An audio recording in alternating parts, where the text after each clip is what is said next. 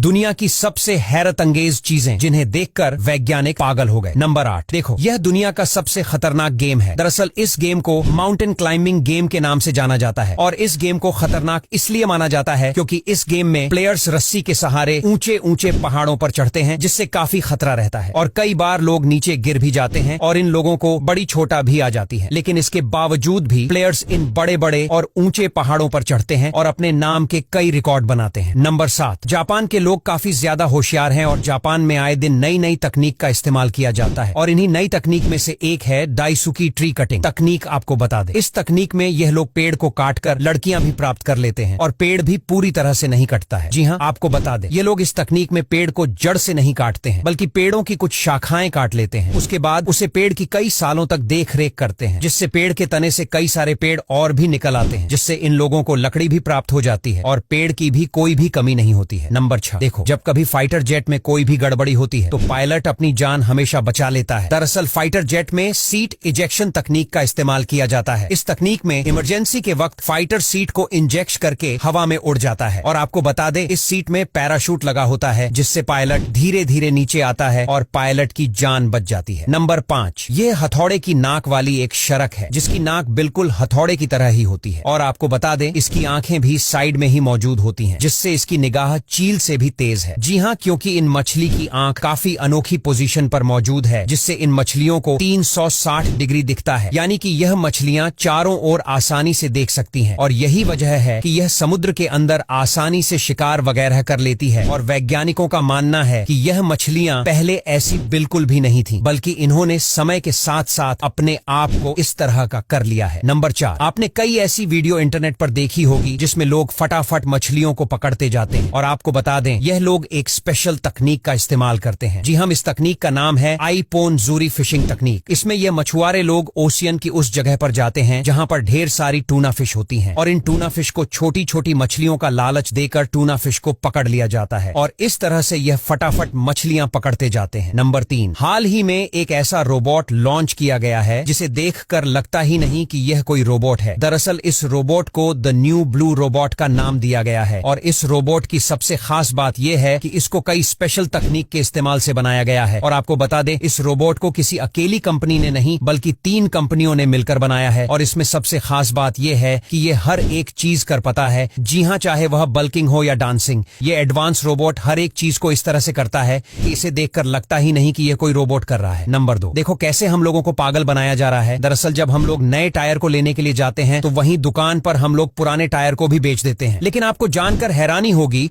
कि पुराने टायर से भी यह लोग नए टायर जितनी कमाई कर लेते हैं। जी हाँ, पुराने टायर के साथ यह लोग टायर रिट्रेडिंग नाम की तकनीक का इस्तेमाल करते हैं। सबसे पहले यह लोग टायर को अच्छी तरह से साफ कर लेते हैं और उसके ऊपर रबर की एक लेयर को चढ़ा देते हैं, जिससे फिर से एक नया टायर बनकर तैयार हो जाता है। हालांकि यह टायर इतना मजबूत नहीं होता है। नंबर 1 देखो, जहां पूरी दुनिया में अब कंक्रीट से घर बनाए जा रहे हैं, वहीं थाईलैंड के लोग आज भी ट्रेडिशनल तरीका का इस्तेमाल कर रहे हैं। दरअसल यह लोग अपने घरों की छत पर टाइल्स वगैरह लगाने के लिए मिट्टी का इस्तेमाल करते हैं, क्योंकि इस तरह से बने हुए घर सर्दियों में गर्म रहते हैं और कहीं गर्मियों में ठंडे भी रहते हैं, जिनसे कोई भी मौसम में इन थाईलैंड के लोगों को कोई दिक्कत नहीं होती।